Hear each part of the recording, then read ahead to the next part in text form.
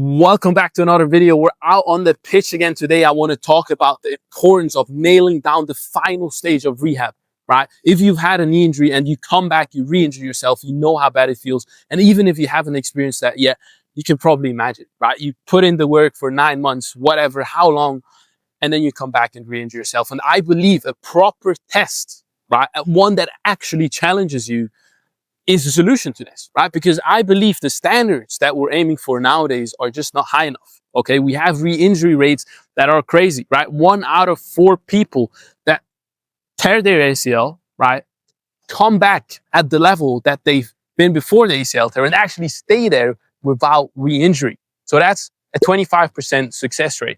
And I believe with the tests that we're going to go through today, which most athletes nowadays would fail, 99% of athletes would fail, in my opinion, based on what I've seen.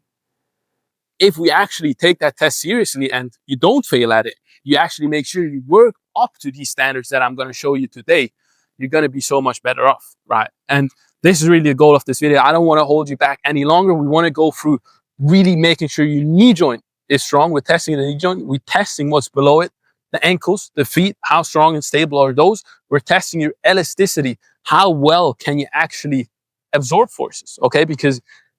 And redirect them, okay? How quick, how efficient, because football is plyometric impact all day long, okay? You're running, you're cutting, you're decelerating. And especially in the decelerating portion, that's where most ACL tears, for example, actually happen. Over half of non-contact ACL tears, that's where they happen. So we want to really test, cool, how connective tissue driven are you? Because that's what actually is going to save you from an injury. Muscle alone is not going to serve you. So we're going to test the muscle strength, the slow strength, but also the fast strength. And also we're going to test something that I don't know why no one's testing, right? We're going to see. First exercise is actually really simple. Let me put this down and make sure I'm in the frame. And we go into first exercise. All right, guys, first exercise, simplest one, and also the easiest one out of those 3, I would say, okay? All you need is really some space around you and good foot strength, good balance, a full deep knee bend, and really good joint strength. Because what we're gonna do now is start to balance on one foot, okay? Make sure to really lift that heel off, not too much, right? Really feel stable here, okay? Push that forefoot into the ground. Toes as well have to be strong. Now, even with some wind here, I'm going to try and push my knee forward, right? Basically perform a pistol squat. Lower myself down, push that knee forward, slow and controlled until I'm in the bottom position. You see, boom, and back up. That is it. Okay, you saw I struggled there a little bit with the balance, but that is the exact test. If you can't do that due to a lack of balance, due to a lack of deep knee bend, due to a lack of actual joint strength, which would look probably something like this, where you're really hinging back here, okay? You're really hinging into the hips, and even when coming up, this is how it's going to look if you lack the actual strength within your knee joint.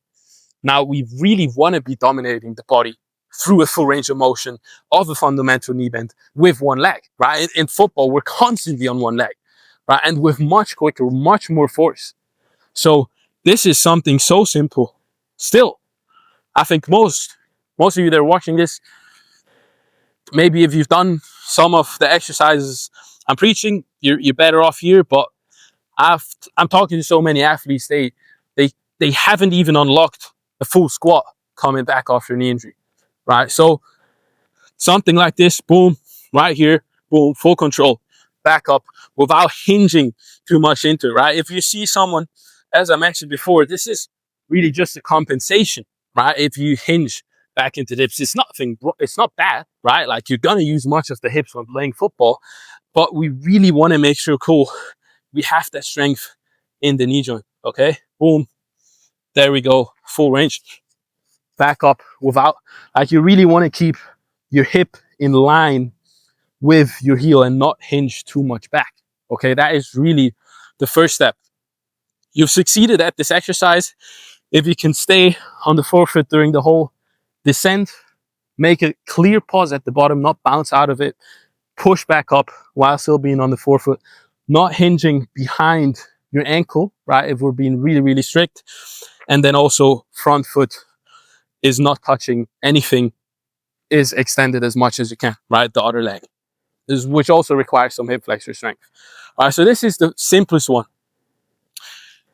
The key here is really, and what this shows me is when you can get into a full deep knee bend, when you have that strength, when you have that control through your foot, that tells me, okay, your whole lower body is, one, working together, okay, and two, is really at a decent level of strength, okay, because even something like a deep squat, like you could still be using much more of your non-injured leg than your injured leg, and you wouldn't notice, right? Or someone actually observing you wouldn't notice too much. So this really exposes whether you have weakness from side to side, and you're gonna notice differences from side to side if you have weakness in either of these legs, right? It could be that your uninjured leg has not gone through any training because you've only focused on your injured leg, and now this is weak. Okay, so we want to test both, obviously. Next one, I'm gonna set it up here. It's gonna be the one where I really wonder, why is no one actually taking this to the extremer levels? Okay, a lot of people are already doing it. A lot of athletes, we see it. Nordic hamstring curl, you've probably seen it.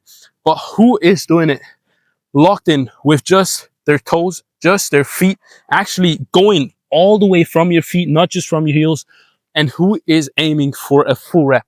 This is what I want to demonstrate to you right now.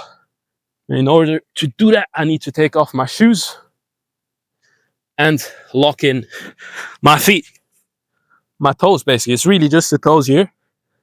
And this is it, okay? The goal here is that you can fully control down, okay?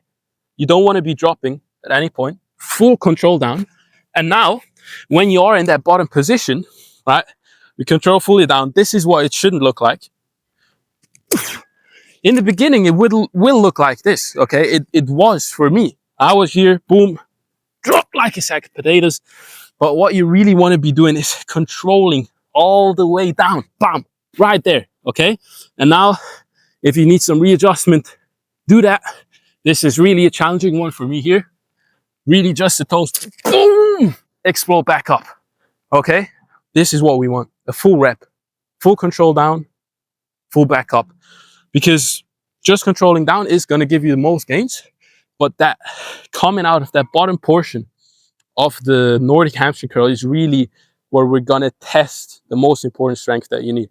Okay, that bottom, actually 90% of non-contact ACL tears, they happen in an extended knee angle, hello, or less, just right here, okay?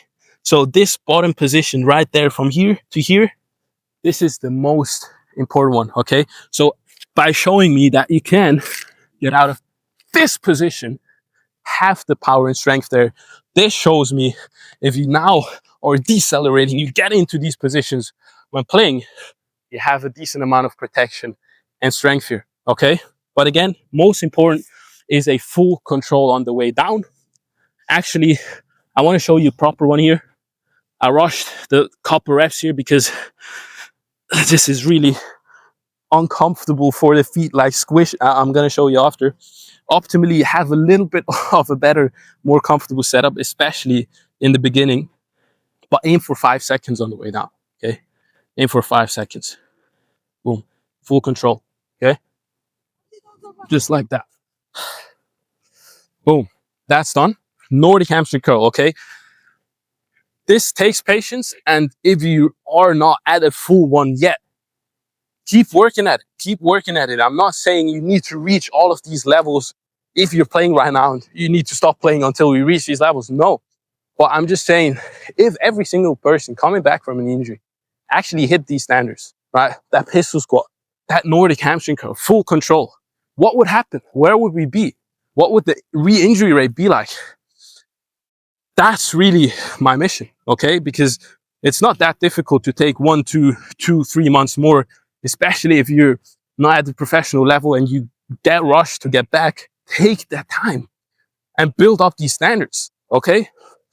Last one. You saw me walking out here, probably a little bit too far, but this is what I set up here, okay? You see, let's get a little bit closer. Boom, boom, boom. That's enough. I will be jumping single-legged, okay? Single leg bounce, that's 2 meters in between each of the objects. 2 meters is the minimum, okay? Ultimate goal is 3 meters. I'm not there yet, 100% not, but this is what I'm aiming for over time. 2 meters is the minimum, and this is gonna show us, you're gonna see, I'll demonstrate it first, and then it will make more sense to you why this is an exercise that we really wanna master. I'll go once again, take a close look. Other side now, always balance. Well, you've probably noticed I get through these 2 meters pretty easily, but it's still extremely challenging, okay? The goal is to land with your forefoot. Ultimately, if you can fully keep your heel off the ground, even when landing and jumping back off, this shows elite levels of connective tissue, okay? And this is what we're trying to get to. If you're still landing like this, slamming your foot into the ground, landing and jumping off like this, this shows us you don't have that elasticity, you don't have that connective tissue dominance. You're not dominating your body weight in a way where you're working up to the maximum safety when you get back from an injury. When you do this exercise, if we slow it down, okay, what you will see is, boom, you land, okay, you're not getting that deep, you land, so you have to absorb the force, okay, eccentric strength, essentially, eccentric strength, eccentric contraction of the muscles, of the tissues, boom, now you're not just landing and sticking the landing, okay, so it's not just another like death drop where you're just dropping down and landing, or even a box jump, you're landing on a box, which is even a whole different story. But this essentially is testing you, how well can you land and go again, which is what you're doing all the time when playing football and where the injuries happen, because you want to be going this direction, and as you want to push off to this, the knee buckles, ACL tear, or boom, overstretch, or boom, you're not strong through the feet because you're still sloppy, you're not strong through the feet, you're not getting that engagement through the whole lower body, which then leaves you at high risk of injury, okay? So what we've done, what we've tested essentially, pistol squat, full, deep knee strength, which if you do that over time will really, and we see this from studies, get the adaptations, right? Your ACL, meniscus, cartilage, tendons, all these ligaments within your knee, they can adapt, okay? So going into a deep knee bend where we're getting that compression, that mechanical loading that we want for those tissues, that pressure, okay? Pressure creates diamonds. This is what we want at a certain level, progress over time. Will prepare you, will build a base in your knee so this doesn't look completely crazy, right? Because this, again, is not a jump from doing the pistol squats to doing this, but leveling up the plyometrics, going from simple ankle hops to single leg, you know, stuff like that, to 2 up, 1 down, to eventually getting to this level. This is really, for me, one of the most difficult ones, right? Exercises, but they also show me the most about a person who's coming back from a knee injury. If they don't have the elasticity, if they don't have the foot strength, they will start feeling it in their Achilles, or their ankles are not strong enough. If their glutes are not working, they're not going to be moving forward, right? Their hamstrings are not strong either. It's really going to show us a lot. If their knee is buckling, or you're getting too deep, we know strength, eccentric strength is not really enough there yet, right? That quick strength. So it is a test, okay? And the reason I'm saying 99% of people coming back from a knee injury probably won't be able to nail all of this down is very good, because so many people can now improve, right? Same goes for me. I still have so much room to improve here. Like, there's people with way stronger, way better knees than I have. way better. But imagine you being here. Like, what would that do for your knees?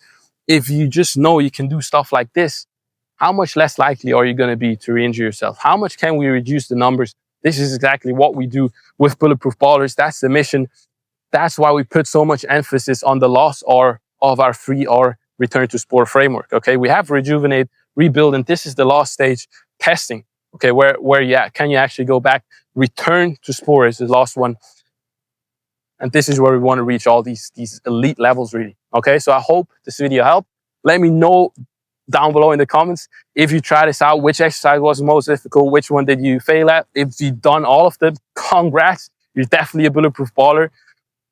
If you have any questions on this or you want guidance going through this as well, this is what we're here to do, right? This is what we do. This is simply what we do. Okay, we're here to help you get back your knee ability, right? We're not treating any specific medical condition. We're getting your knee from where it is right now back to the level where it can handle stuff like that, where it can handle football again. Like if you can handle this, you're very likely going to be able to handle football. All right. So I hope this helps. Send this to someone who's coming back from an injury as well. And I hope to see you in the next video. Peace.